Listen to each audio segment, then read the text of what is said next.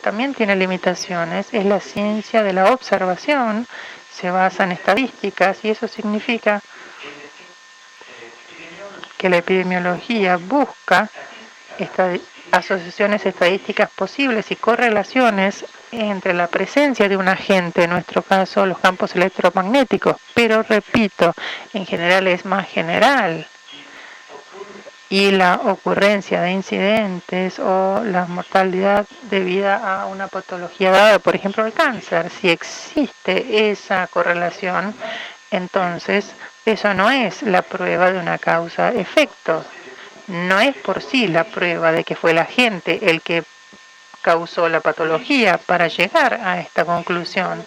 Es importante que los estudios reciban apoyo de otras áreas de investigación. Entonces, los resultados epidemiológicos, si es que existen, son más o menos creíbles, dependiendo si tienen apoyo, si tienen consistencias con resultados, por ejemplo, de voluntarios que están expuestos a mayores niveles, y los resultados sobre los generados en general, más o menos creíbles, si son consistentes con estudios en animales, porque los animales se los puede exponer durante toda su vida a niveles de campo que son más altos, quizás mucho más altos, que por cuestiones éticas se puede exponer a los seres humanos. Podemos continuar todos los estudios que son más o menos creíbles dependiendo si son consistentes con los estudios in vitro, ¿no?, sobre células, por ejemplo, que a lo mejor están más lejanas a todo el cuerpo, pero más cerca de estos mecanismos, por lo tanto más fáciles de interpretar y comprender. Entonces, finalmente, para volver a esto, quiere decir que todo el edificio va a ser más o menos sólido, según si el piso más alto está apoyado sobre pisos más bajos que son más sólidos, y todos los edificios, por supuesto, tienen que tener bases sólidas, y eso significa mecanismos de interacción. Es importante que tengamos alguna explicación, o por lo menos que podamos adivinar o que podamos detectar un mecanismo de interacción que mediante una cadena plausible pueda llegar al final de una historia en un efecto a la salud sin violar las leyes básicas de la física y de la biología y sin alterar estas reglas. Entonces, este es el proceso. Al final de este proceso hay otro malentendido general, que la comisión solamente trata con algunos tipos de efectos, en particular los efectos agudos, las respuestas inmediatas de los mecanismos biológicos en el cuerpo humano a los campos externos, y esto relacionado con los efectos a largo plazo. Y esto no es cierto, en realidad. Sobre la base de nuestro análisis decidimos qué es el mejor sistema de protección que podamos adoptar. Bueno, tenemos que saber que no hay un único modo de proteger a la gente que es universal, sino que hay diferentes sistemas que no necesariamente le sirven a uno o a otro, pero más o menos son apropiados dependiendo del caso. Entonces hay casos en que los efectos a la salud solamente suceden a un umbral determinado. Más abajo no observamos ningún cambio. Se los llama efectos umbral. Y el sistema de protección es bastante obvio, es suficiente proveer límites de exposición que están por debajo de este umbral para que podamos garantizar la seguridad, y así podemos prevenir que ocurran efectos adversos. Pero hay otros casos en que hay efectos establecidos.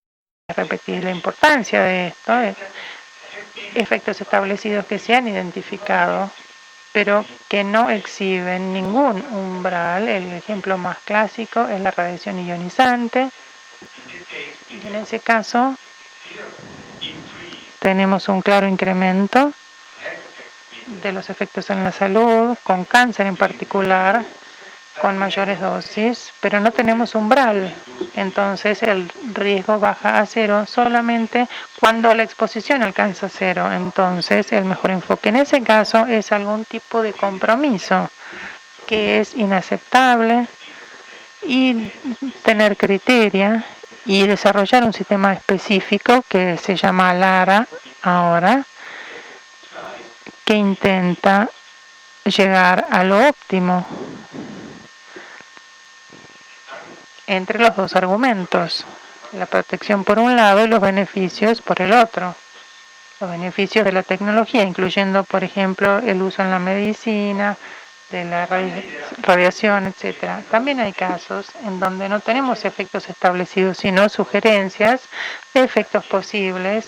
Son los casos que se crean en general. Y aquí algunas otras medidas, que son las medidas precautorias, y son bastante populares, muy debatidas, son las que se reclaman nuevamente sin un claro entendimiento de lo que nosotros queremos decir por estas medidas. Con los campos que estamos discutiendo hoy, que estoy aquí debatiendo, en particular los que se generan por los sistemas de telefonía celular, son campos de radiofrecuencia que son parte de los campos electromagnéticos. El término es radiofrecuencia y en particular son microondas, pero los efectos son los mismos dentro de una gran parte del espectro, la radiofrecuencia.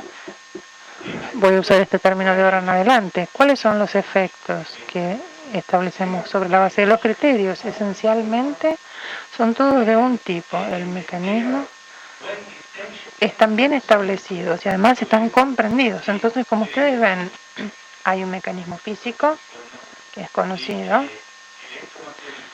La energía electromagnética es absorbida por una cantidad de materiales, incluyendo material biológico, se convierten en calor.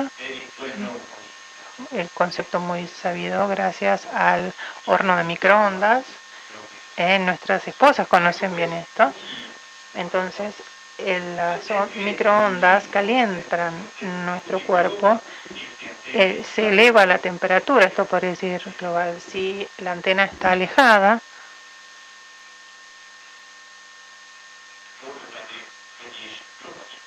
y si nosotros estamos envueltos por la radiación global o local con los teléfonos celulares que usamos tan cerca de nuestro cuerpo, y entonces la energía de absorción está confinada no solo a la cabeza, pero a una sola parte de la cabeza, que de cualquier manera incluye parte del cerebro, y eso es importante. Pero de todos modos ustedes pueden ver que los mecanismos físicos se comprenden bien, los mecanismos biológicos